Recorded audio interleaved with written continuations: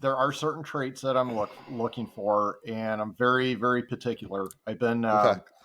working on this tomato line for way over 20 years. It's almost like 25 years. And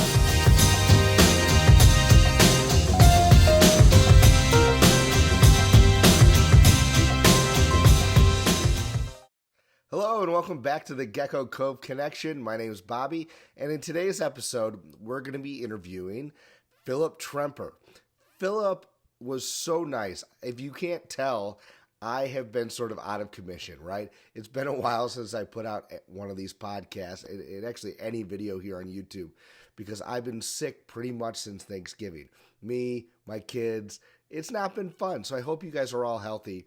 If anybody has this 10-week cough that just won't go away, put in the comments and we'll try to feel better together. So anyway, back to the interview. I'm going to have Philip Tremper on. He was so nice to actually come on this podcast. He, in my mind, is one of the OGs. He has been doing this for decades. He worked with auriculatus, with gargoyle geckos, way before I even knew what a gargoyle gecko was, before I knew what any of the reptiles were. He's been in this game way longer than 90%, if not more, of the people in the hobby. So, of course, we're going to learn a ton from him. He's got some amazing lines of gargoyle geckos that will blow you away. As you can tell, in this video, I apologize. I am going to cough a little bit. You're going to hear me wheezing a little bit. So the audio, I do apologize. Hopefully it doesn't take away from the information that Philip provides. But if you can get past that, please, like, share, subscribe, do all that fun YouTube mumbo jumbo. I have been away for a while, and I'd love to kind of get this picked back up. As soon as my voice gets better, I've got some amazing guests lined up that I had to cancel, and I'm rescheduling. So, with no further delay, here is the interview with Philip Tremper. Thanks for watching. Hello and welcome back to the Gecko Cove Connection. Today I have the pleasure of introducing Philip Tremper. Welcome, Philip, to the Gecko Cove Connection. Nice to meet you, Bobby. It's great to be here. Thank you. I know just from your reputation that you have so much that we're going to learn today. We're going to have an absolute blast just geeking out about geckos and lizards, and we'll get to that in just a minute. Let's start with just kind of where you started in the gecko industry.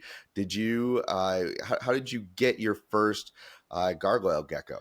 Well, I started like around 1985, and it really wasn't until about 1987, 1988 that I actually had my first, gargoyle. And so I started, like I said, about 1987, 1988. I picked up my first auriculatus, and it actually came from Ron Tremper. He went to Germany, picked up or had a very large shipment of various reptiles, amphibians that he brought back, and one of them was I believe it was like the very first red orange striped auriculatus. It was only one juvenile, and it was on sucks. I still have photos of that animal somewhere. Now it's not like what you would see today. It just had very faint orange red stripes like on its back and all that. It wasn't like a super animal or anything like that, but it was definitely had color on it. And back then, auriculatus, there weren't too many people keeping them, and there really wasn't a lot of people keeping Rhacodactylus in general. It was pretty scattered. And auriculatus, as far as I can remember, I think there were only maybe about 4, maybe 5 people in the entire United States keeping auriculatus. Oh, wow. So, and the ones that you would normally that you saw, they were, had a grayish white base body color, and they were pretty much black blotched, and there were no colored ones. The one that was most coveted back then was actually a black stripe animal. Okay. The more bolder it was, of course, the more coveted it was. And the only other ones that you'd really saw were kind of like a blotch, dark brown blotched animals that had kind of like a chestnut colored body color, and they're beautiful animals in that. But Yeah. you did not see any type of coloration like an auriculatus back then. That those type of animals really didn't pop up until way later. But um, I kept auriculatus for probably about probably 3 or 4 years, and then after that, I actually sold my collection to move up to Wisconsin and start a small business. And once I got that going, I started back into the reptiles and that, and especially geckos. I mean, I kept a couple obscure lizards and such here and there, like Taliqua or northerns, and a few other species. But the auriculatus, I didn't jump back into them until maybe about 1994, 95. And that's when the first really true red stripes and orange stripes were just kind of just starting to pop up a little bit. There still weren't too many people keeping them, but the first ones that I had, I already had a vision that boy, wouldn't it be cool to have a solid red animal. Right. So, from then on, it was, I would say from 1996 onward, that's when, I kind of pursued it and just kept at it. Um, I'll, just like any other breeder that sticks with, a project like this, you have your ups and downs. There's good years, there's bad years. Sometimes there's a lot of bad years where Right. you just don't have that great of production, or you're not producing the quality animals that you would like. But you don't give up. You just keep at it. So there have been, I would say, maybe the last 10 years, maybe a little bit Hmm. longer. I've added a couple other, very particular animals that have certain qualities to my group. But otherwise, I've been working with the same lines since then. Oh, that's So, awesome. yeah, so when you have a goal, you have to foresee what you can do, for the future and, for that project. And you really have to look outside the box. And so, um, there's a lot of beautiful auriculatus out there, and kudos to those who are, really working with them, because, I mean, I've the last like 5 years, I've seen some just absolutely amazing animals out there. I mean, they're just gorgeous. But for me and all that, the one issue that I have always had, from the beginning, was coloration on the head. Yeah. Um, yeah, I mean, that was just the biggest challenge in that. And then it was probably back in, I'd say 2017, 18, and all that. I just started seeing coloration on the head from, from one particular pair, some of the babies that they were producing. But it really wasn't until I think 2019, that's when the first, major red brow animal popped up. And after that, it's kind of taken off. So, um, so again, I'm really selective, and I'm not out for quantity. It's more about Sure. quality. And so I really don't produce a whole lot of them, but the ones I do produce are, they're pretty amazing. But it's, I've stuck with this red tomato line for quite a while, and it's really starting to pay off. Where it goes from here, I have no idea. Right. This coming, or I should say next year, the next breeding season, it'll be an interesting one. I'll say that. I can't get into what might pop up, Right. but there's one particular pair that threw one baby out this last summer, Hmm. and it just was absolutely amazing. I mean, when it hatched out of the egg, it was almost like solid red as it is. Oh, that's So amazing. yeah, so I'm real curious to see where this project actually goes, and more than that, I'm real curious to see what other people are doing as well too, because it can only get better. I feel And like we're just scratching the surface with these, honestly. I mean, you've been working on these for so many years, and same thing with other new cow species, because of how diverse they can be, right? Um, I feel like the genetics we're just start to understand them a little bit more. And even with just even the line breeding, trying to understand base color versus the different colors, pattern colors, and even my girl here. Have you ever seen? I should probably pull her out. Talk about a red gecko. It was funny. I'm listening to David from Tiki's Gecko say he wants to create that all red gecko, and he's done a fantastic job with head color as well. Um, However, I'm like, I already have an all red gecko. My gecko is blazing red from tip of the nose to the tail, but it's mostly base color. It does have red stripes, but they just blend in, right? And so it was interesting kind of seeing, they're completely different, patterns and animals, but it's interesting to see, is base color sort of a cheat, and how red is the base? Is it a brownish red? Is it a purplish red, versus that bright red that you can get with the actual pattern color is kind of interesting. Yeah, they're just so highly variable, and even even with breeding, high quality animals, not every juvenile that they produce is going to be high quality either. No. So it's sometimes it's a shot in the dark, but there is still a lot of thought that has to go into that line breeding, and yeah, you just keep adding on to it. You just keep Mm-hmm. building those blocks and all that until you hopefully reach your goal.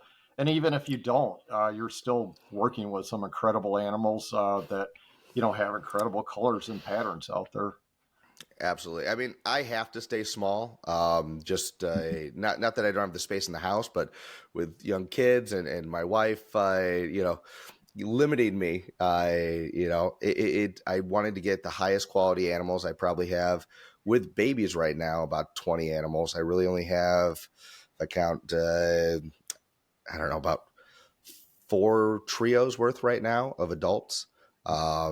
And I'm happy with that number for right now, because I just want to see where those animals go, see what they can produce. I'm only into my first season, so I am an absolute infant compared to you with this whole process. And I produced some really nice animals, but it wasn't exactly, I paired that red base female like I was talking about with a really nice 6 stripe, full laterals, full everything, and I'm thinking I'm going to get, a mix of the two of them exactly. Um, didn't end up looking exactly like that. I still have one that I have no idea what it's going to look like that I'm holding on to. It's just a really cool base color kind of animal. And then I had other ones where, I bought, certain lines, one female from Northern Gecko, who's, I would say a B, out of, if I'm going to grade it, I would say a B plus, 6 stripe, and her babies are just absolutely phenomenal, so it kind of shows you how the Mhm. lineage really does make a difference. Yeah, it's like I said, you want to breed top quality animals, other top quality animals, and Yeah. um, I'm not putting down like other auriculatus or people keeping the lesser colored ones or anything, because No. at the end of the day, it's still a pretty incredible animal to have, and a long lived animal too. But those top tier animals and all that for color and pattern, that's what you want to breed together. Yeah, if your goal is for a nice solid animal or something, Okay. but yeah, you need to person definitely needs to do their research on who has what, and have patience, Okay. because that individual, they may only produce like a couple animals, or they may have only a certain amount of higher quality animals than that. But these are long-lived lizards and all that, and they it's something that you don't want to just absolutely rush into. It's the more patience you have with these guys, the greater results that you'll have. Um, yeah, I've Awesome. got one male auriculatus that I picked up. Um, let's see here. That was 2001 from Yuri Kaverkin, and it's a male, and he's still alive. He's still breeding. So Nice. yeah, he just keeps going and going. The funny thing is that when I received him, he's a red stripe animal, and he Okay. was not quite a sub adult when I picked him up, but he's developed into Phantom Eyes. Oh, I He's love those. yeah, and he never had that before. So, um, is he gonna develop wings and five tails or something? I don't think so. But he's an old animal. He's great separate bloodlines from anything else that I've got, and probably anything else like in the U.S. as well too. He's like a good original founder stock. But I paired him up with a really sweet uh, six stripe red female. And some of the babies they produced were, okay this year, but the rest of them were mediocre. But Okay, if you're, for different bloodlines and all that, it was, definitely a animal, animals to add, yeah, for a collection and that. But sure. yeah, it's like I said, top quality, and good homework on your lines. So, okay, one thing in me interviewing so many people so far, kind of going back to that idea of top quality, you want to breed them. Does that have to be top visual quality? Because a lot of people will tell me that you can get you get a pair where they produce some really nice quality babies, but maybe you don't buy the top three babies those that pair produced. Maybe you buy the cheaper brother or sister to that. Maybe it's not visually as stunning, but it's got the genetic potential. What would you say if you're really going for that top tier? Is that the best strategy to go in your opinion, Um, Probably or do not. you want the okay? Yeah, probably not. What I've noticed, like with the Riculatus, like over the years, is that you still could produce top quality animals and all that out of a top quality pair, but they're polymorphic, and so they've got the traits. And let's just say you have two really nice stripes. You know it all depends on how far back the genetics go and all that. As far as like a blotch, where was a Mm-hmm. blotch actually introduced to to its grandparents, great grandparents, or something like that? That gene might still be running around, and you still could throw out like a blotch or something like that, or two. I've had that once in a while. I have that happen. I primarily work with just striped animals. I don't even work with blotched anymore. Okay. I have nothing against them or nothing like that. I mean, there's some of the normal blotched, and even um, these super red blotch. I mean, just jaw dropping. I Yep. mean, they're just gorgeous. It's really cool to see how far that they've actually come, because they never existed at all. I'm not kidding. They never did, and even some of your higher end auriculatus, they just you know like I said, it was only last couple of years that they popped up. But I would definitely It's sort of a stick with, counterculture right now. yeah, I would definitely stick with top quality. If you're looking for particular uh, qualities, look at those animals. If you're not satisfied with those juveniles, don't buy them. Okay. Don't incorporate them into your project. Wait and keep looking elsewhere. Even though they may be, they may have the genetics, but you're looking at about 2 to 2.5 years before you're going to breed them.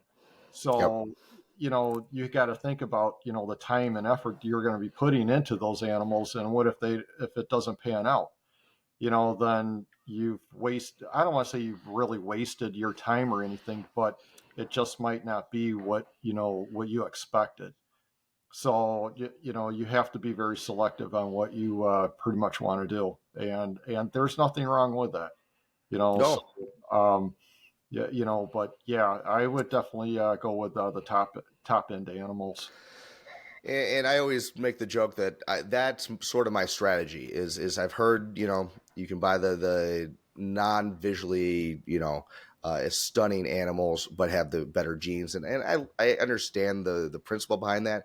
But again, if you're only buying a select number and you're not buying hundreds of geckos at a time, Yeah. and looking to branch out that much into one species, um, I'm also kind of vain. I like pretty things. And so if I'm going to keep something for, 15, 20, 30 years, however long these things live, Mhm. I want the prettiest gecko I can, Yeah. if I'm going to be breeding them. So that's sort of my joke I make.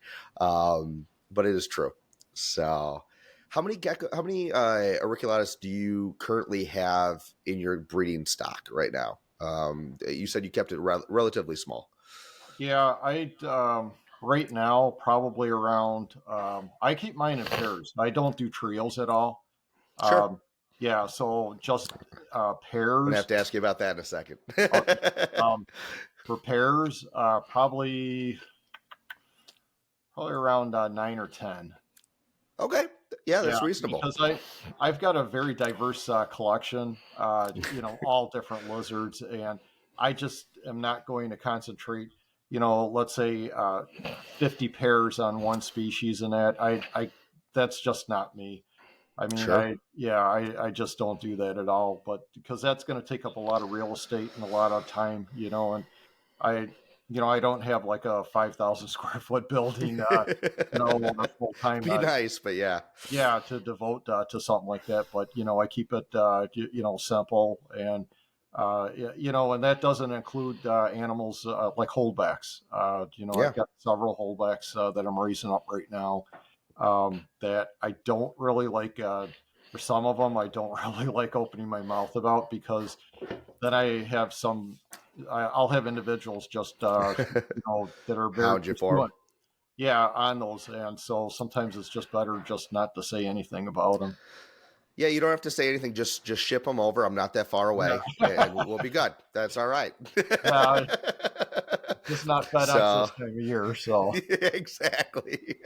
Now I'm up in Wisconsin all the time. So no, I mean, but yeah, sometimes you just want to keep it to yourself and then use it later or surprise people. But no, I think it's really encouraging for me to hear that you have, like you said, 10 pairs, because I think that would be around my limit. Right. And I would love to jump into other species as well. A little bit later in this conversation, I'd love to pick your brain about some of the other species you work with and are passionate mhm, about. But um, let me ask you, because you just touched on you keep yours in pairs. And this mhm. has been a kind of one of those debates where you hear a lot of people keep them in trios or quads. If people are really interested in lineage today, we're talking more pairs or rotating a male. Why do you keep yours individually in pairs? Is it just for convenience, or is there a theory behind that? What led you to that decision? Well, from the start, when when I started keeping lizards in general, um, the consensus is always keep your animals in pairs if they're going to get along. If you have cage mate aggression and all that, obviously you got to separate them, whether it's in the breeding season or outside the breeding season. And for geckos, particularly, let's say Rhacodactylus, not so much in general and all that, but let's just say Auriculatus. If they get along, then yes, it is for convenience. Um, will a pair actually bond together? I would say no, because you Right. can, introduce different, females to a male or male to different females, whatever it works. But what I've experienced over the years that if you have a pair, they're getting along, do not separate them. Okay. Now, outside of breeding season, when a female's non-receptive, or even during the breeding season, the male can get quite aggressive, and you will see bite marks. But with a breeding project, your goal is not a museum specimens. You're going to have bite marks. You may have tails ripped off.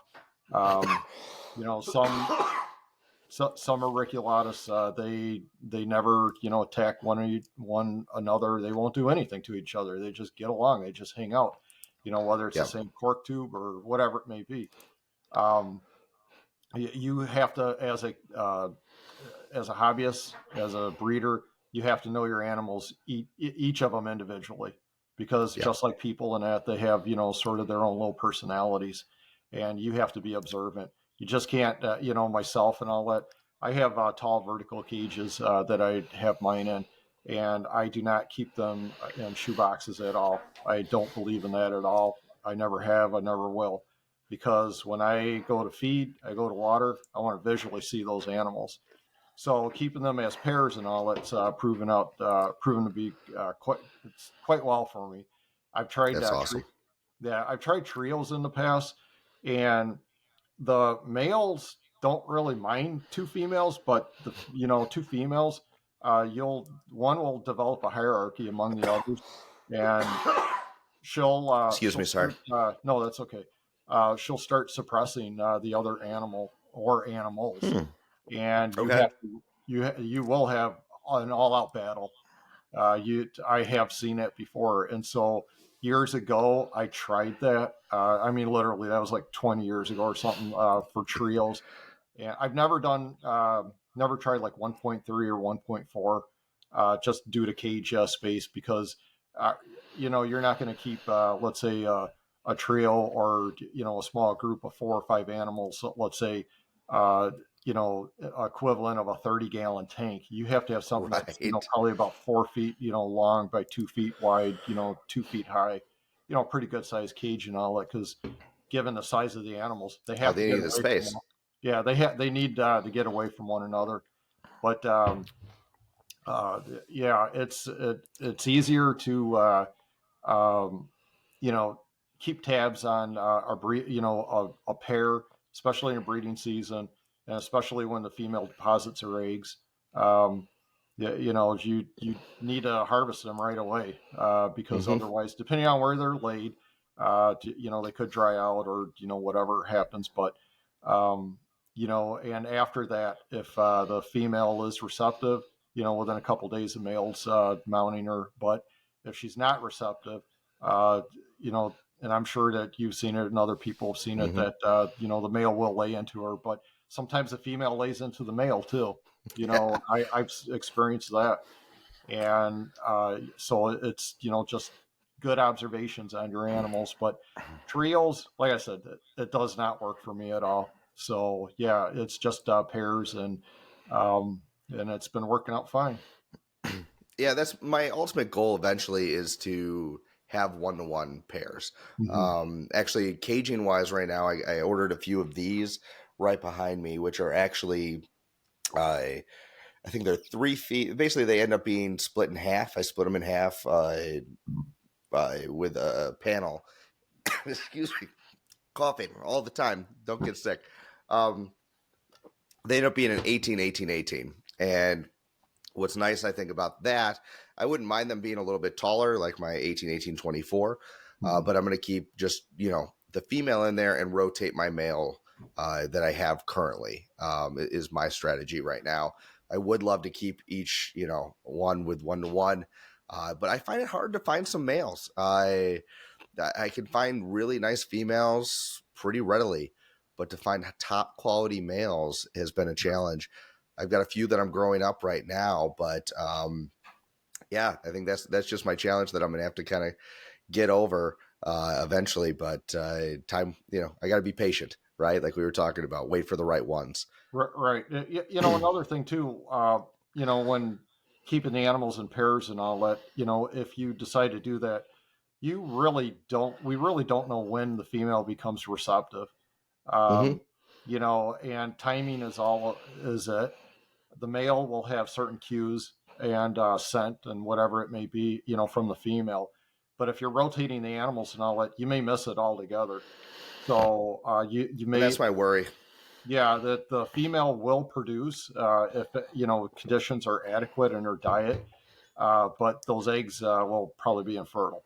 Yeah, So yeah, or well, I shouldn't say probably, but they could be. they could So be. it's all about timing with that and rotating. You may miss that that day or two. It all depends on how long you leave the male in with the female, but if you can keep the animals together year round, then that's one thing that you can check off that you don't have to worry about.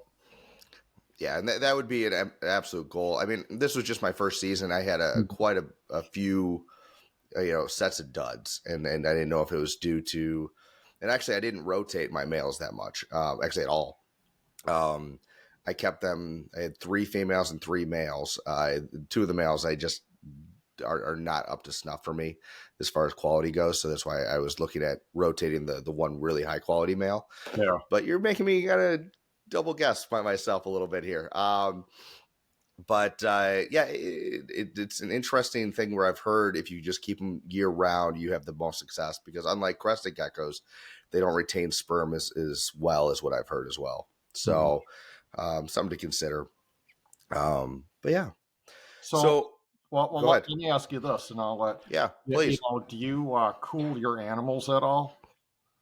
Well, that's a great question because this is my first season. So Okay. right now it's naturally cooler just in my house, and um, I got light bulbs on these 2 enclosures that put off a little bit of heat, so it's more regulated. I would say at the hot spot is probably about at 82, 83 degrees, and then most of it's around a 76, 75 degree temperature range, but in the shade even cooler. For everything else that I have a little room heater right here, and I keep it at about 74, 75. That way I'm not battling my AC too badly in the rest of the house. Yeah. But I would you recommend it? I'm Yeah, open to. highly, Highly. There we highly, go. Okay. yes, Perfect. highly. Like And right now, all my animals are. I cool mine like November, December, and the first half of January, okay. because of where I live up north. It's easy to do that, though, because of the outside temperatures. But for the cooling period, my animals get down to like 55 to 60, and Really? yep, Okay. and I don't let them get below 55. The coldest I've ever, um, even though it's not necessary, but the coldest I've had, actually Rhacodactylus in general, go down was probably about 46 or 47. But Okay. that was only for maybe about a day or two, and I didn't lose anything. They're cold. They're Sure. not Not moving or moving. anything, but but generally like 55 to 60. You don't really need to feed them all that much during that time. Definitely no insects because they're not warm enough to digest that type of prey item. Protein. Yeah. Exactly. So it would be more of as I always say, like a liquid diet. That's Sure. that's still high quality, but um, you need the supplements and all that. You can back off a little bit on that during that period. But yeah, they need at least, in my opinion, at least a good 8 to 9 week period where they have reduced activity, reduced photo period, reduced humidity, and I'm not saying bone dry or nothing like that, but Yeah. maybe like maybe uh, uh, probably about like 50 to 55% humidity or up to 60%. you Okay. know but they need stimuli, and more than anything they just need that rest period, and after that it does vitalize the male's sperm, and usually when I start warming them up about 4 or 5 weeks later, that's when I'll start seeing my first copulations. Okay.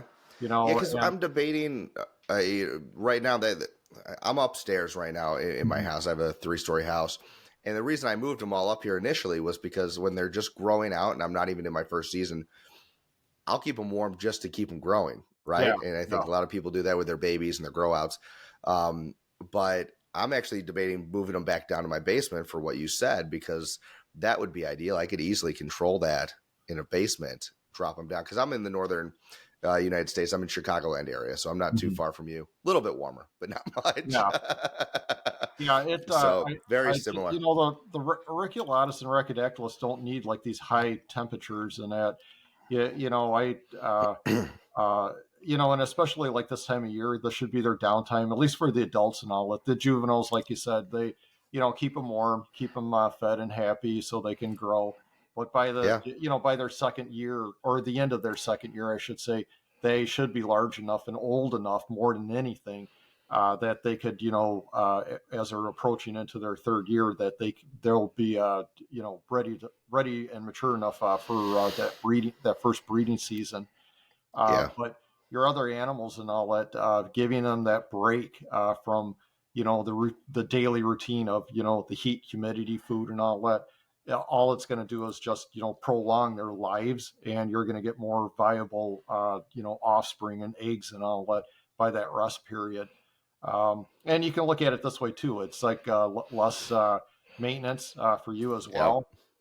You're not really you only need to feed them maybe about once a week, but the biggest thing is just keeping a good eye on hydration, that they are sprayed at least once a day, if Okay. not at least once every 2 days, and so they don't dry up on you, because I mean Rhacodactylus in general have fairly interesting skin, and they do Hmm. absorb water around them, you could say. But Yeah. it's a good time for for you and the animals. Yeah, it's a little break because it's a lot of work. Hmm. And at some point, everybody's got their different point of where they can balance things. Especially with me being, sick the last few weeks, Hmm. man, there's nothing worse than feeling god awful and going, I've got to go do all the gecko work right Yep. now, right? It's just the worst. I'm like, all right, I'm here sweating, and I'm like, oh, whatever. It's fun. So that's a great idea. I'm definitely going to have to implement that. So am I too late to do that for this season, Oh in your no, opinion? it's only we're approaching like the middle of December. You got plenty of time. Yeah. Yeah, yeah. If you uh, I don't say that you just all of a sudden want to shut everything off, No. but like the next 7 to 10 days and all that, gradually just start reduce your photo period to at least 8 hours. Get the Okay. heat off of them. Let it this time of year it's naturally the temperature is Cooler. Yeah. dropping, and even if you have to move them from one side of your room to the other, let's say on the floor, and then eventually to your basement or something like that, you'll be fine. But at least once you establish that cooling period to start, like I said, give it at least 8 9 weeks, and then Okay. start gradually warming them up. And again, you're just going to prolong their lives because they're not constantly going. Their metabolism's not 100%, and I guarantee you the viability for your eggs and all that, you'll greatly increase them. By the end of the season, you always Riculatus, they can typically lay about a good healthy female, maybe 5 to 7 clutches, Okay. maybe an eighth clutch. Um, Mine, they typically lay about probably a good solid 5 clutches, and then I shut them off. I don't want them breeding past like a certain amount, because I want those females to remain healthy, and to live a long time too. Right. And so but by the When end you of say the shut season, them off, what do you mean? Do you take out the I just male? yeah, it the temperatures are starting to drop a little bit. The photo Okay. period, everything. Mine typically stop like about July. Okay. So yeah, because I start so early, I end early, and Okay. by August and all that, our temperatures up here in northern Wisconsin, we're already starting to drop into the 40s at night. So Yeah. the animals can they all sense that, and they just all naturally start shutting down, so to say. And but yeah, those but at the end of the season, you may get like one straggler clutch, or maybe that last clutch, one egg maybe for viable, the other egg maybe not, or it might. That's what I got left. I got one egg in the incubator. That's it. Yeah. From that exactly happening. Yeah, because mine stopped, just naturally around that time you're talking about, the end of Mhm. July, early August, and I got two. I got one set of duds and one just single egg. That was it, and then Yeah, everybody else just stopped. So yeah, and they, if this season was your first season too, your females are just reproductively active and all that. Next year, the first season's always a big if. right. If you get let's just hypothetically say like 4 clutches and all that, you may only get 2 or 3 babies hatching out, and the other eggs might be completely infertile. But the next breeding season, the female will really kick in. It'll Awesome. be, yeah, it'll be almost if you got a good viable male, almost every egg will be fertile for you. Yeah, I consider myself lucky. Originally, I didn't know that the first season was going to be, a little bit different, right? That they weren't going to be as prolific. And so that was a shock to me. First time breeding geckos, go figure.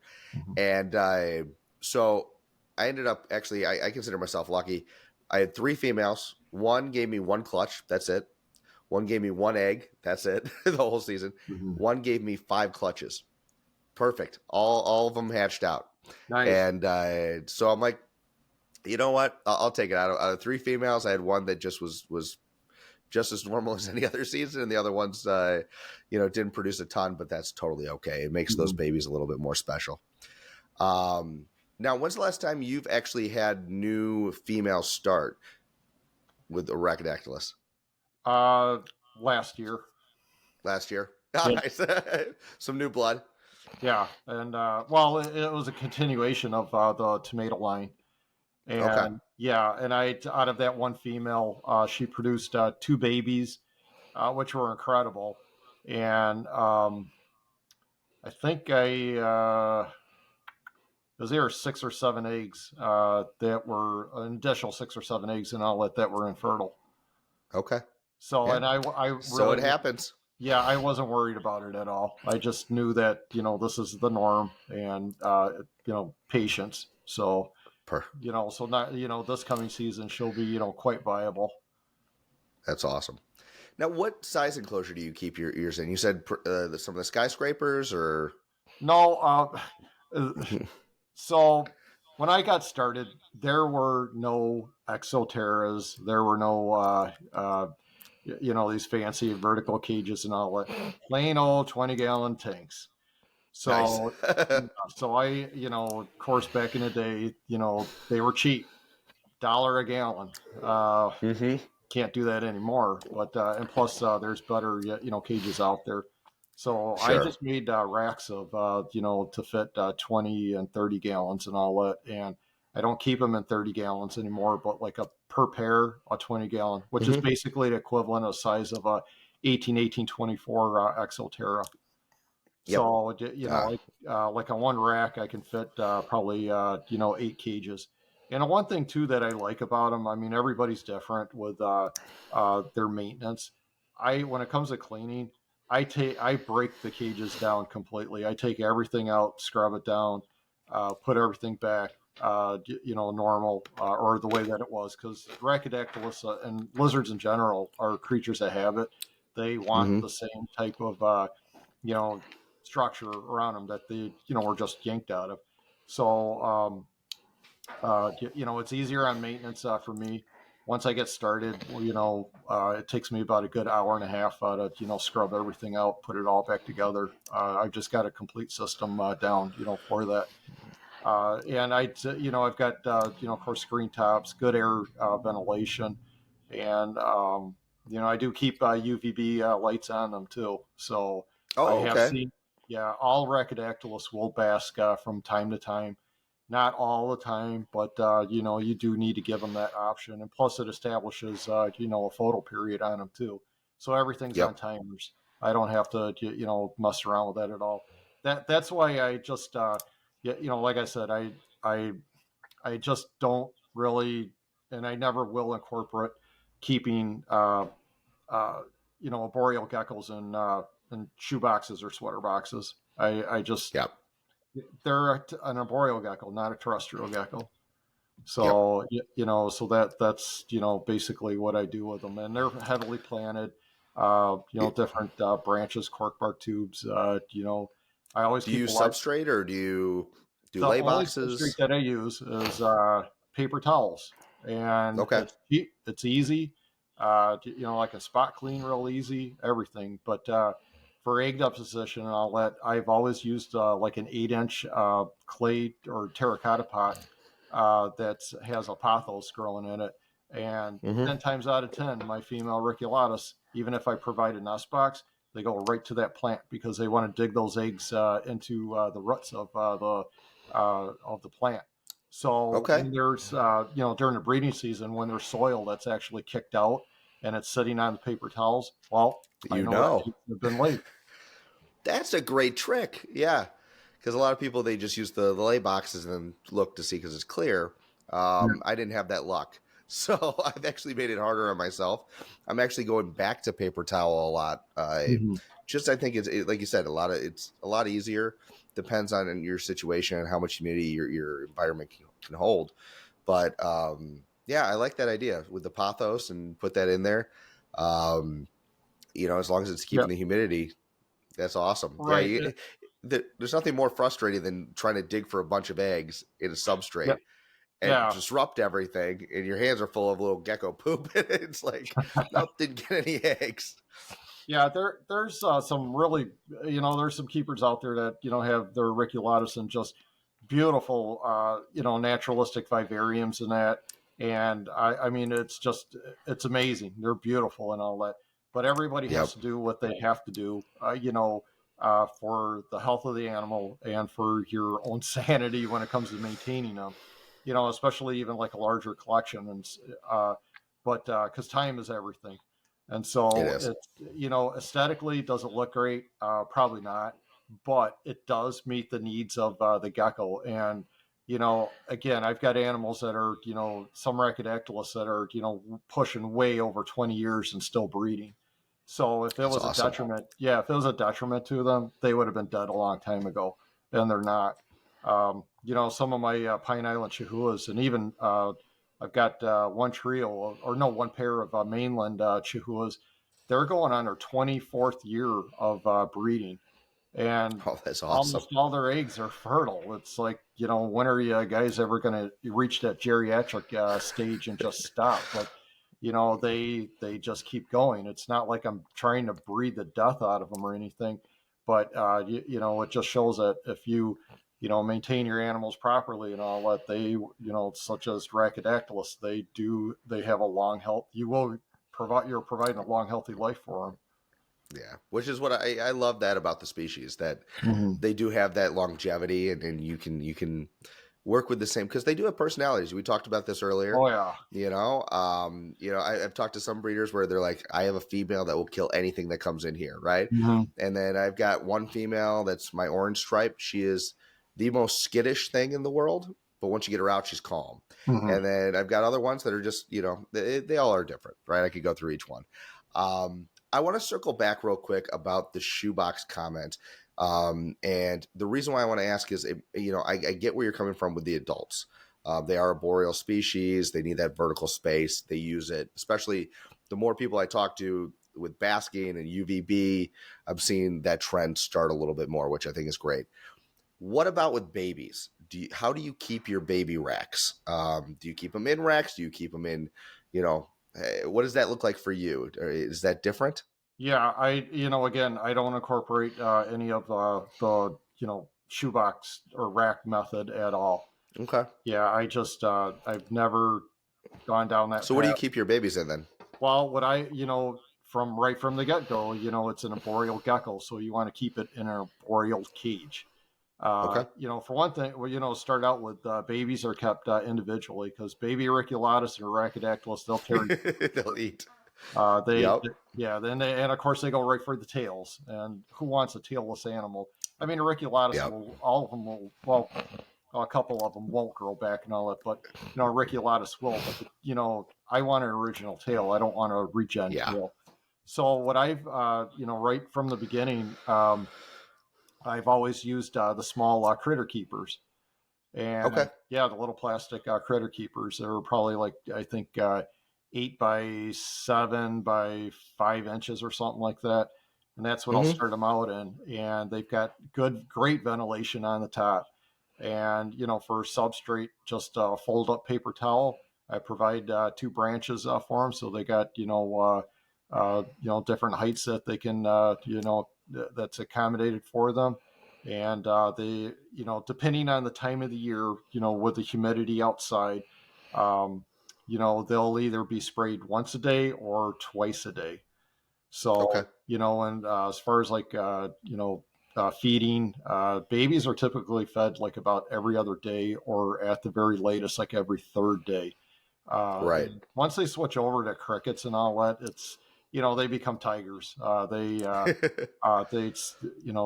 do quite well and they grow up, pretty quick once they get, that additional protein in their bodies. But yeah, and one Do thing you that I, find that they don't? Sorry, did you mind if I ask about the crickets? Do you find, because I've heard a lot that, especially gargoyle geckos, when they're babies, it takes about 2 months or 3 months for them to really get onto crickets. Do you oh, find that around? Oh yeah, most definitely. It's usually like about 8 to 10 weeks. And what I'll do is initially I'll pinch the back legs off. So you have this Oh, okay. somewhat undulating movement. Or little slower skittish insect. I Mm-hmm. I tried It's a great worms. idea. Yeah, I tried worms like in the past, like freshly molted mealworms or waxworms and that. And once in a while you'll have one go for it, but typically they want that cricket. I've tried, juvenile dubia roaches and that, and again, once in a while you'll have an animal take, but overall they just don't want the roach, but the crickets they'll take. So but you have to be really careful if you put too many in. All you'll do is just stress the animal out, and they won't go for them at all. So one cricket at a time initially. Okay. Once they start taking that, maybe like about a month later, you can start adding like two crickets per feeding. But other than that, it's they pretty much are on like Pangea, and I have my own mixture that I've base food and all that I've made up myself over the years. Oh, really? Specifically like for Rhacodactylus. So and it works. It's but yeah, the insects and all that, you just got to have patience on them. But once they do start, it's a nice option to have. Absolutely. Do you find that after a while, once they reach a certain age or size, they stop taking insects again, Yeah, or do your adults take they, them? they get you could say, I don't want to say picky, but they like people, they're tired of Mm-hmm. eating the same item, and they will go off feed, let's say on a cricket or something. But as long as the animal is looking healthy, it's nothing to worry about. If you start seeing their stools, they're looking a little bit different, you definitely want to do a stool sample just to see if something's wrong. um, but they, for the most part, and all that, they're animals. They're not going to stay on the same schedule all the time, or they're not interested in eating the same food all the time. So you do have to Sure. mix it up, and and so if they don't eat a certain insects, for a certain, at a different period in their life, or even as they're adults and all that, it's nothing to worry about. They'll jump Yeah. right back on it. Yeah. No, definitely. And you said that you make your own food. Do you sell that commercially, or is that just for No, you? no, no. It's something that I made up like years and years ago, and I've just kind of stuck with it. But I Yeah. will, highlight that, with your insects and that, we all know the saying, you are what you eat. And Mm-hmm. your insects, you have to give them a high quality diet, because that in turn is going to be ingested, with your animal into your animal system. So, one, you have to, like any type of insect that you're working with, you have to have a good base food. And I've tried a lot of different ones that were out there over the years. I mean, 20 years ago, uh, I had like a really high quality chicken mash that I was using.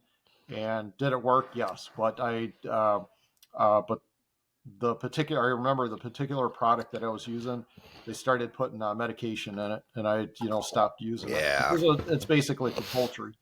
So Right. ever since then, I've used Matsuri, and Matsuri Okay. is used by zoos, throughout the world, and private breeders and such. And they have foods for like everything out there, from gorillas to, killer whales or whatever it might.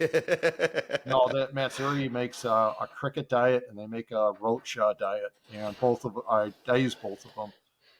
But after that, you have to have some type of other products, for the insects. And one Yep. of the nice things, especially like in the summer and fall, when uh, when it's harvest time, I've got access to a lot of different greens, vegetables, fruits, and everything. Throw them in, throw them into your. Great compost. Yes, exactly. Don't hesitate. And if during the winter months or during the early spring months when certain items are not available, go to the store, look at the produce, try and get organic if you can, and you may pay a little bit more, but it's definitely worth it. And look at your greens as well too. It's one of the big advocates that I was trying to promote are like spring greens, and Mm-hmm. look at them, look at your herbs and everything. Throw them into your crickets or whatever insects you got. They're going to consume it, and your animals are just going to be way healthier. And again, you're giving them a good variety. Definitely. Honestly, it's one of those things where even I'm trying to improve my health and just looking into how much glyphosate's on all these, all the produce that we have. Mm-hmm. You pay a little bit more for organic, but there's a reason, hopefully. Yeah. And same thing with us. We are what we eat, but the same, our animals, you give them that good quality food, they're definitely gonna benefit from it, and that's what we're looking for. We're most people who are watching this podcast or talking to people like you and I, we care about these animals Mm-hmm. and we want the best for them. And the one thing is I've gotten away from breeding roaches. I never bred crickets. I just never got that big. So when I buy them, my question to you then is, how many days should I be gut loading them? Or do you ever trust if it's like like I've got some really great pet stores or specifically reptile stores around me. I know they breed their own. Would you ever trust somebody like that, or would you gut load them regardless? Um, well, as far as gut loading, that's your responsibility. Yep. It's not the responsibility of the pet shop or whoever you purchase them from. That's yours. That's Great why point. the container that you keep your let's just say crickets, okay. Sure. um, you need to keep them in a large environment that has a wide range of temperatures. They don't need to be like 95 degrees like all the time. They do need a cooler spot and definitely a nice warmer spot. But crickets like vertical, they like to get off up and off the ground. They don't like to stay on the ground like all the time. But Sure. and you need to watch like how many you actually keep like in a container because they will suffocate one another. If you have, Okay. let's just say, a box, a Rubbermaid box that's only 12 inches by maybe like 15 inches or something like that, and 12 inches high. You don't want to keep 5,000 crickets and something like that. That's just you'll kill them all. You're wasting your money. But um, so it's all dependent on your, I guess, your container, how many animals you have, how many crickets that you actually need, and the size of them Sure. as well too. um, some people like to buy medium-sized crickets and raise them up to three quarters or adults and all that. It takes Mm-hmm. at least about a good week and a half for them to get up to a certain size if the heat's provided. But getting going to their diet and everything, you still need that dry base for them. That's why the Matsuri's a really good product. And there might be, I'm sure there's other keepers out there that have their own methods or products that they like to use, and that's great. But Sure. Matsuri's always been working for me. But they do need their moisture, and that's why when it comes to prior to feeding and all that, like with myself and all that, I don't have uh I don't pull like a dozen crickets out of the container just to feed let's say maybe two or four animals and all that. I usually go through about, depending on the year, anywhere from 9 to 13,000 crickets a week. So You're on a different scale. yeah, I'm on a different scale. And then, that's just crickets. I mean, there's roaches, waxworms, super worms, you name it. I mean, there's a lot of different, other items. And I wish I had more space and all that. I would, love to, get into hornworms because I have some lizards that really dig those quite a bit. but that's a Awesome. whole different level right there. But but with the crickets and all that, I usually gut load them about 48 hours right before feeding. So that way, Okay. that way everything is consuming that pile of, vegetables or whatever that I've, placed in their box. And that way, and I make sure that it's gone. I can judge, if I have like, let's say 3,000 crickets in one box or something like that. Um, just about how much that they're going to consume like within that period of time. So you don't want to put too much because whatever's not eating, it'll start rotting and molding, and that attracts other, like flies or gnats, or not so much flies, but like Right. gnats and that. You don't need the any type of pests, like in your collection or anything like that. So No, we've got enough to do. We don't need yeah, extra. exactly. Awesome. Well, okay, so we've been talking a lot about the gargoyle geckos, which is obviously the point of this podcast. But Mhm. you are so much more than your gargoyle geckos, right? You've been keeping other Newcal species and other Australian species. You're just looking at your Instagram page. I love the blue tongue skinks that you have. Mhm. And those are the blotched? And I know there's a better name for them. Yeah, Which is correct. the one that you guys keep? The Latin name is Taliqua nigrolatias, and there's three different forms. You have your Tasmanians, your lowlands, and your alpines. And the alpines are your blotched. Okay. Yeah, blue tongues and that, and they. Um, I've been working with those guys for almost 25 years now, Oh, they're and gorgeous. yeah, they're beautiful. This year we had a good season. We had two litters born from two different females, and then there was another female.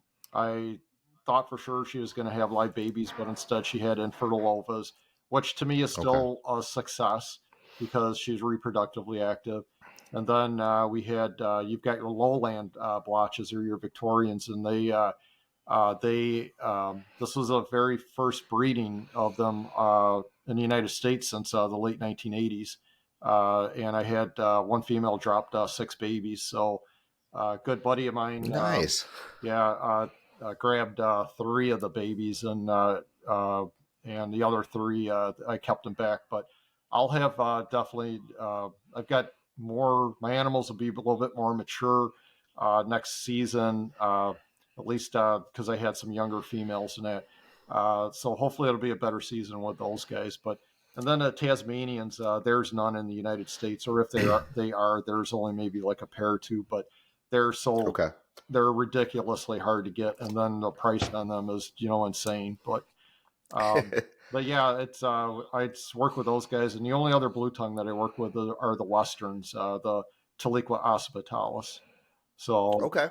yeah, but there's I've had the rest of them. They're great. I like them, but the ones that I currently have, those are the ones I want to concentrate on the most.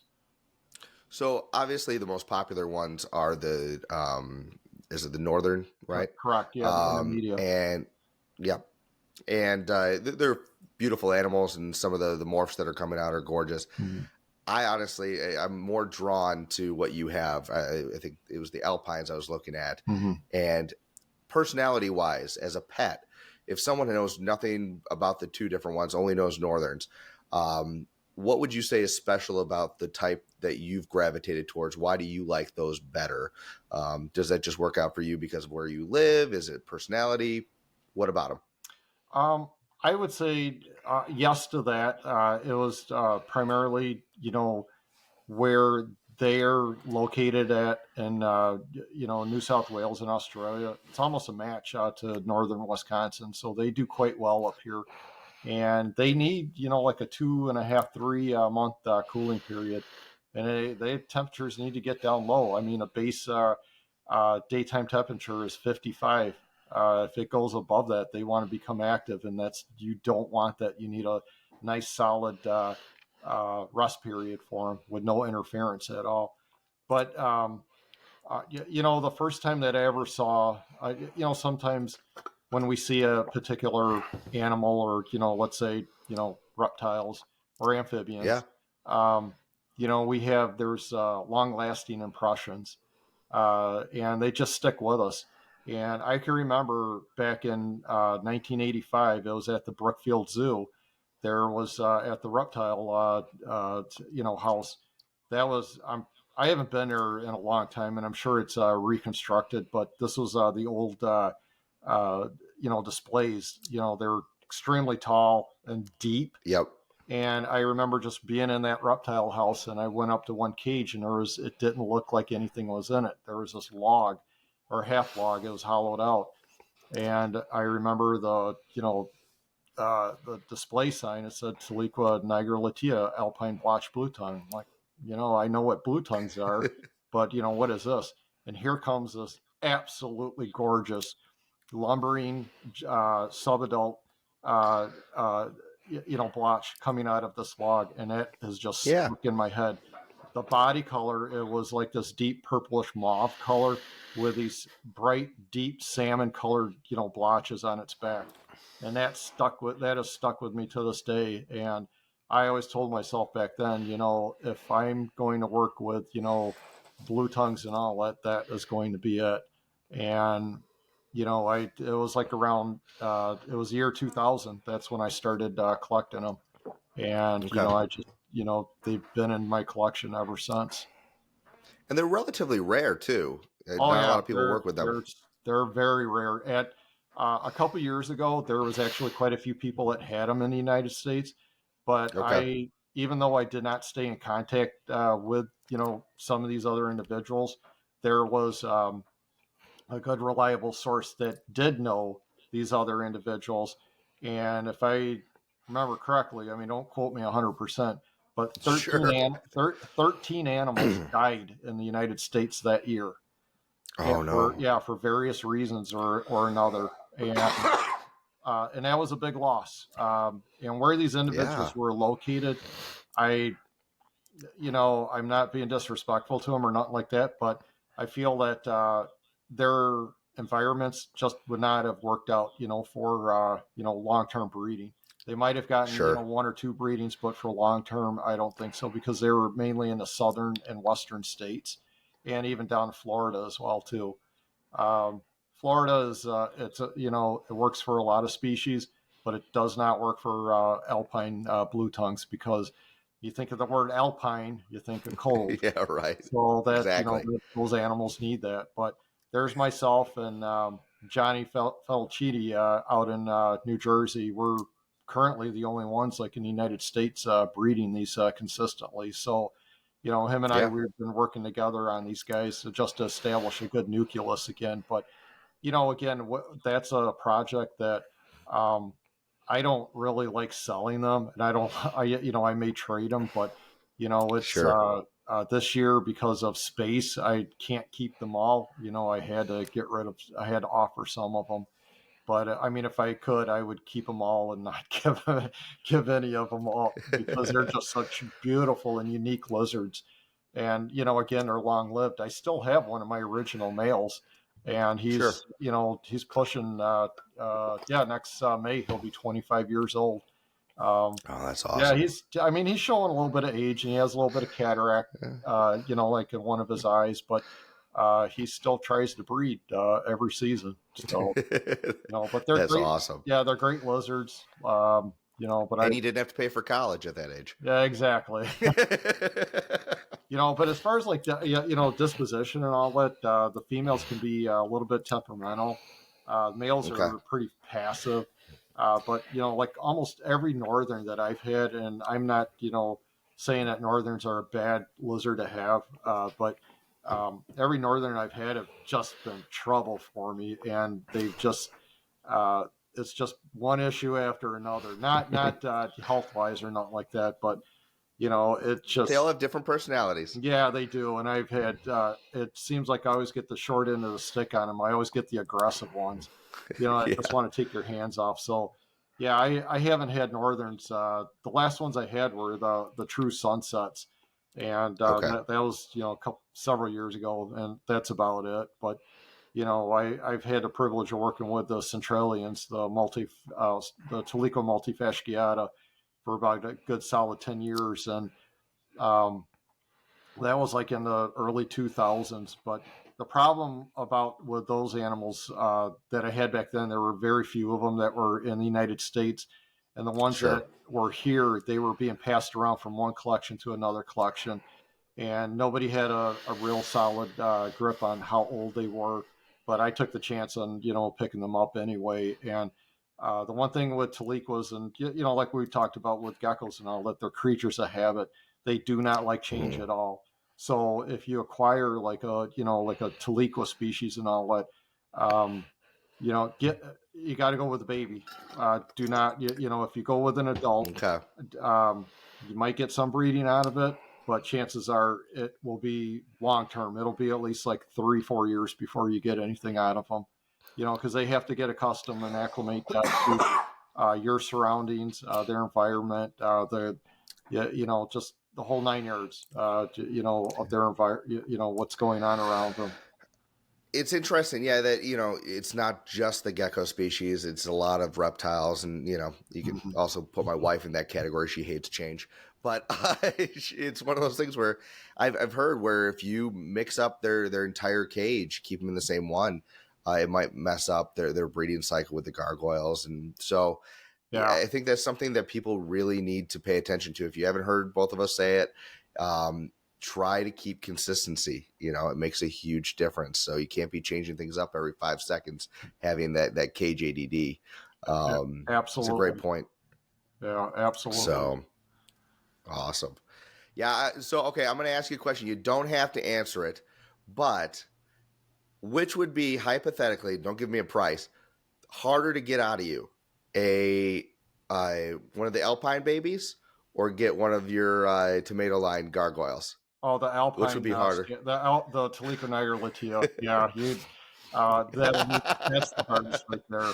Yeah. Okay.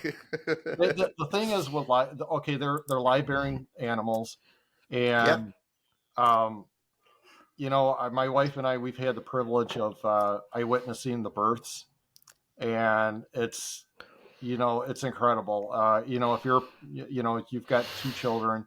I don't know, Yep. if it's. I know this is There for private, both. but yeah, if you were there for their birth, great. If you weren't, that's Yep. fine too. But you know, the Talikos are just like any other live bearing animal, or even like your own children. They're very unique. It's a very very special privilege, and it's an emotional one too. I'm not going to lie about that or beat around the bush. It really is, Sure. and it's something that if you don't experience, it's really hard to explain it, and Yeah. to somebody that has not explained it. And it's no, again, no disrespect to people that have never done it, but live bearing animals, they basically become your children. And with egg layers, it's just a whole different feel, whole different vibe. um Yeah. Not saying that they're not special, but live bearers definitely are way up here. And they're more difficult too. um there's a lot of live bearing species that I've worked with over the years, and timing is everything. If you A lot of times the female's only receptive for a couple days. You miss it, that's it. And Yep. it's not a complete I guess 100% for sure thing that a female is receptive, or that she'll accept that particular male. That's why when it Yeah. I comes didn't take to out the groceries at the wrong time. that, right, right. That's why Didn't clean the house. yeah, yeah, like with certain projects and all that, a lot of people think, well, I need more females than males, and it's actually more males than females. Okay. And yeah, it's that holds true on a lot of things. So a lot of times I've got way more males of particular lizard species and all that, as opposed to females. So and with Taliquas and all that, that's a rule of thumb. You have to have more So, males, because if that one particular male doesn't work out, you have if you haven't one or two other males, try them. You'll probably right. get more success out of them. Well, and I don't have experience like you with live bearing reptiles, but I do have experience. My grandmother breeds golden retrievers Oh yeah. and has my entire life. Hmm. And so I've been there helping her out. The dog world I know really well, Mhm. and so that you're right. Even people have to sell puppies, and it's emotional, Yep. and getting to know each individual pup, which is the same thing with the Yep. skinks. They all, this one's gonna be bullying and eating all the food, and you get to know them pretty quickly, and it is something special to see them get birthed. And I love watching my eggs hatch too. I mean, it's very rare that a lot of people get to see some of the new cow species actually break out of the egg. Yeah. I've got to see it a whole bunch of times, which I find myself very lucky. But it's not the same, like you Yeah. said. So I'm right there with you. And I would love to eventually one day. I think that's one of my bucket list species would be that either the alpines or the shingleback skinks. For some reason, both of them are like there's just something special about them. I think, like you said. And now going back to your story real quick Mhm. about the Brookfield Zoo. I belong to the zoo there every year. That is kind of what I do with my kids when I'm bored. Mhm. And I think I know exactly what you're talking about. I'm like, I got to look back. I haven't seen skinks there. They probably rotated out, but I would love to see if they're still there. Yeah, I mean, it was a long time ago. So, and I just haven't That's been down, that part of Illinois in quite a while. So yeah. I, I got I married really there, couldn't, so yeah, I really couldn't tell you that. But, there's, yeah. if you, do see a Taliqua in a zoo, more than likely it's going to be a northern. Just because even in the academic world, and there's not that many zoos that are, keeping some of the very rare Taliqua species and all that. Or you might see a shingleback once in a while. But like Yeah. a Niger Latia, you're not going to see that at all. That's going to be like in the private sector. And, unfortunately, it's just whittled down to, just a couple people now. But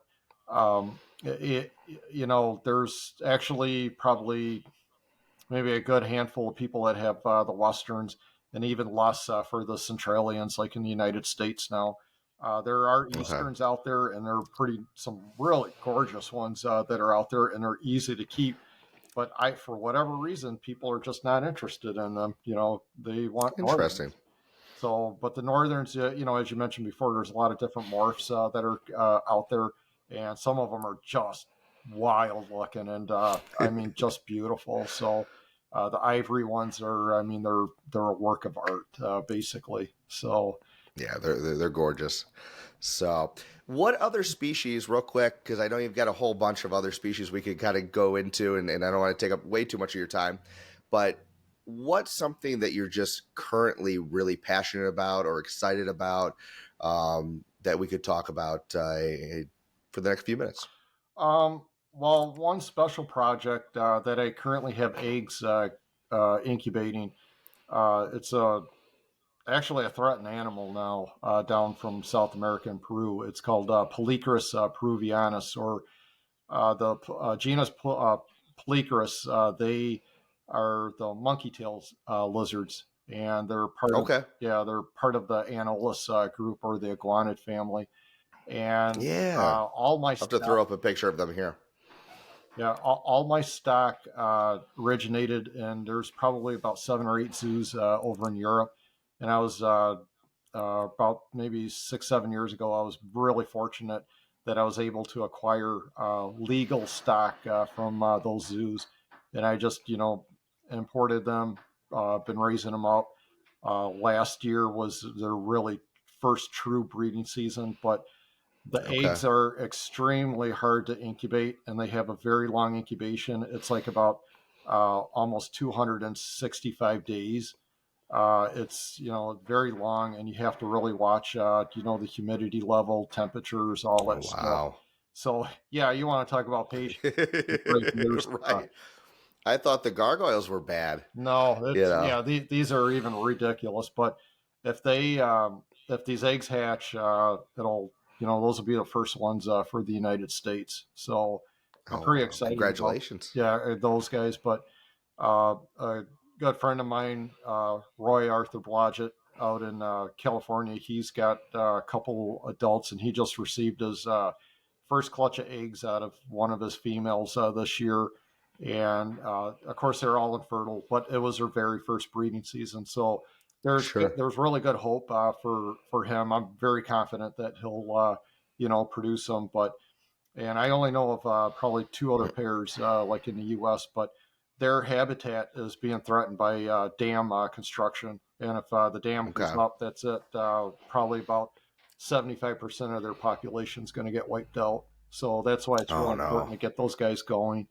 Um, Besides those guys, I'm pretty excited about some of the Euromastic projects I got, like the Princeps and the Tomasis, and I've got a pair of Phillies that'll be going next season as well too.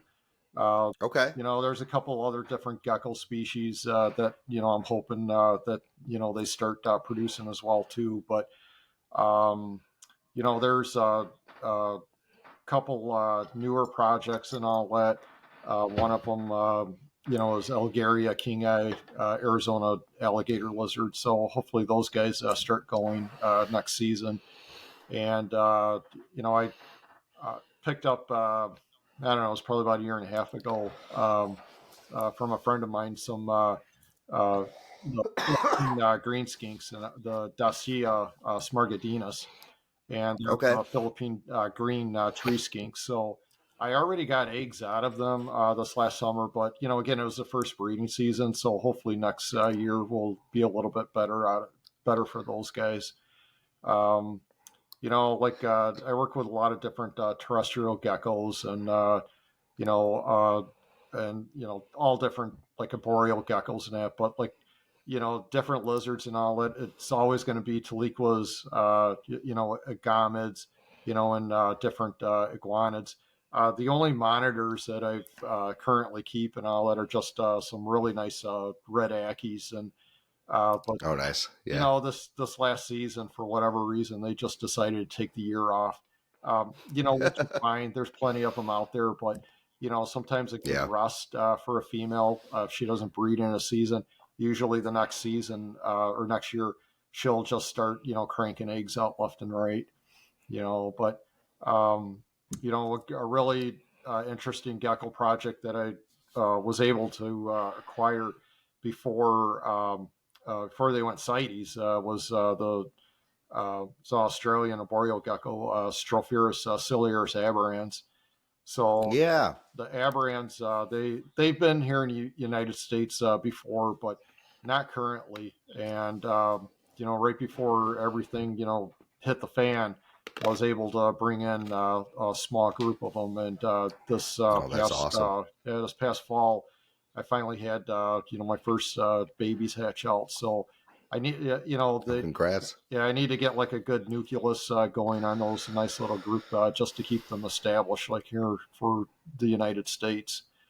So, but yeah, I still have a pretty complex, Rhacodactylus collection, or Chihuahuas, Leachianus, and the only ones that I'm not really, keeping right now are Saracenorum and the Trachyrhynchus um, or the Tractrax and all that. Yep. Uh, I've had them in the Those past. interest me for sure. Yeah, they're You have had them? yeah, I've bred them and everything, but the except for the greater rough snouted.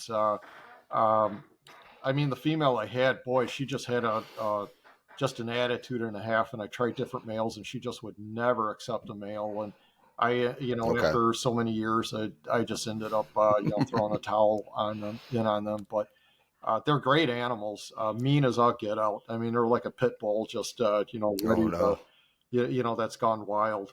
They just want to snap your hand off because they're hard to tame. Okay. But the Trachycephalus are a little bit easier, maybe a little bit more squirmish, but a little bit more docile and everything. But yeah, the Rhacodactylus have always been one of my mainstays for many, many years. I remember some of the first papers I received from Germany that Willy Hinkle actually wrote, and I still have them.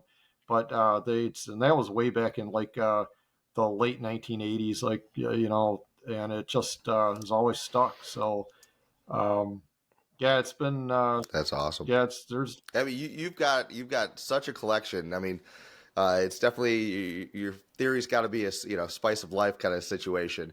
Um, but I don't know how you keep track of just keeping all these animals in the different ways and everything else like that. I got to give it to you. I mean, I can barely handle 2 kids, let alone yeah. all the different specialties and diets and humidity. And so yeah, kudos to you. I mean, because you're doing something right. Like you said, if they're producing babies, Hmm. you've been doing this long enough where I assume you've got such a wealth of knowledge. That's why I wanted to have you on. I um, appreciate it. that this is definitely transferable from similar species to similar species. I'm assuming some of the information. Yeah, there's a lot of other species I'm working with too, but I kind of keep them quiet, right now. But it's it's all a learning curve, and that's what it's about for me. I would, I've always said I would love to work with every lizard species out there, but time and Hmm. space doesn't allow that, or the availability. I mean, there's a lot of Yeah. stuff that we were able to get 10, 20, 30 years ago, that you cannot get anymore. It's All just right. So let's play a game. I'll ask you 2 questions. How sure. about this? What's a species you in the past owned, but you couldn't get today that you would pay good money to get back? Teratoscincus microlapis, Is there a common name for that one? a dwarf Probably not. frog-eyed gecko. Okay. Yeah, myself and Very a cool. really good friend of mine, Larry Boyle, and Dr. Tim Title. We used to breed those quite regularly. Like 25, 30 years ago. And then and they would come in, from time to time as imports.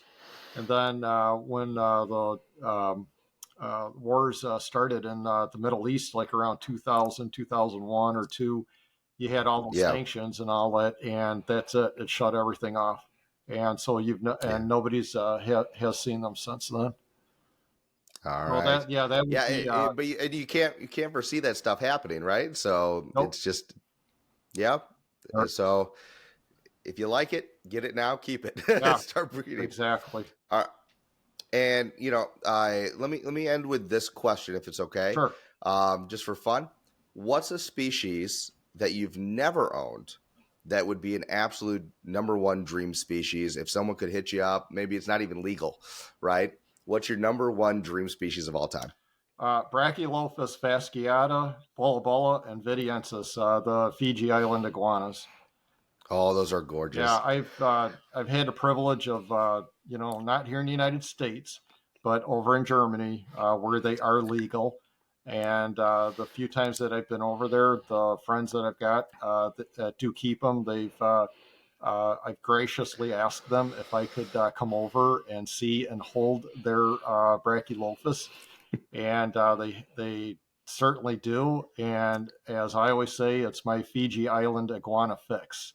Uh, you Nice. know, I who needs drugs and all that other garbage? When you have a Fiji Island Exactly. iguana, in your hands, it's like there's nothing else. The blue and the greens on them are unlike anything else out there, and they're such an incredible animal.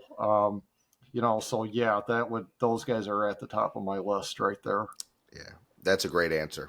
Great answer. Those are amazing. We just got to move a little bit farther north into Canada, right? Yeah, exactly. Yep. So maybe retirement. Yeah. But this is awesome. Well, you know, Philip, I really appreciate you being on here. This has been an absolute blast. I could probably talk to you for another 5 hours Yeah. and still not even scratch the surface of the information that I could get from you. But I am just starting out, and I am so humbled that you are even willing to come talk to me about lizards and geckos and all this. So thank you so much for coming on the show. Hopefully my audience, took away as much as I did. Um, you know, I think most people know who you are, but if people are trying to look you up or find you, where can people find you today? Well, I've got a crappy website, and I don't mind saying that because I haven't worked on it, for quite a while. But it's tremperslizardranch.com. I really, really need to pay attention to it. But other than that, I'm on Facebook, Philip Tremper. And I don't really do Facebook too much, just maybe for communication, but mainly Instagram. Sure. And it's at Philip Tremper. Perfect. Yeah, that's where I found you and we started talking. So awesome. So definitely go follow Philip, and you won't be disappointed with the pictures you're going to see of his amazing animals. I know I'll drool over them pretty much on a daily basis. So thank you so much for your time, and you have a wonderful rest of your night. All right. That's great. Great seeing you, Cool. Bobby. Thanks. Great seeing you. Hey, if you've enjoyed this video and want to encourage me to make more Gargoyle Gecko content, do me a favor, hit that subscribe button, share this with a friend, and maybe check out one of the videos right over there. I'll see you next time on Gecko Cove.